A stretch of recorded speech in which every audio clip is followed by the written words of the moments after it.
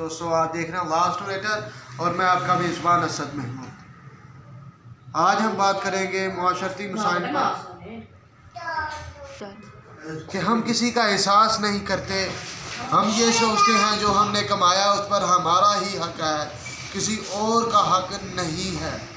ये बात सरासर गलत है, सरासर गलत है।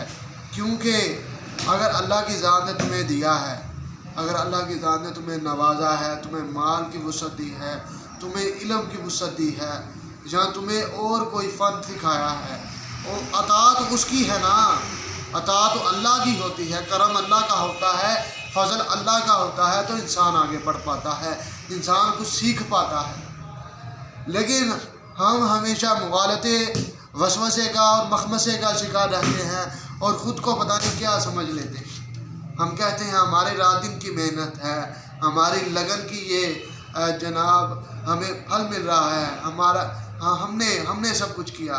हालांकि हम अल्लाह की करम नवाजी को भूल जाते हैं और हमारे पास पैसे के अंबार भी लगे होते हैं, हमारे पास जनाब वाफर तादाद में माल भी होता है, लेकिन हमारा हमसाया गरीब होता है, उसके पास खाने के लिए कुछ नहीं होता, हम उसे नहीं देते।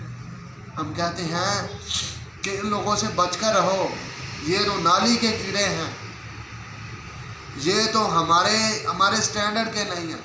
तो आपको मैं एक छोटी सी मिसाल देकर समझाना चाहूँगा। एक बादशाह ने एक फ़कीर से पूछा कि मुझे बताओ कि दुनिया किन रंगों में है, मुझे बताओ कि दुनिया किन रंगों में है। उस फ़कीर ने कहा, उस दरवेश कामिल ने कहा, उसने कहा कि दुनिया इन रंगों में है कि तुम्हारी जो पोशाक है वो मैं पहन लूँ और वो बोसीदा लिबास तुम पहन लो। मतलब के बादशाही के सर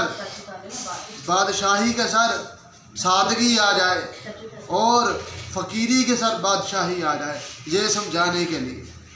लेकिन जो फ़कीर लफ्ज़ है वो बड़ी वुसअत वाला है, वो तो बादशाहों का बादशाह होता है, उसके पास कुल इल्म होता है, उसके पास इल्म के समंदर होते हैं, ये समझाने के लिए।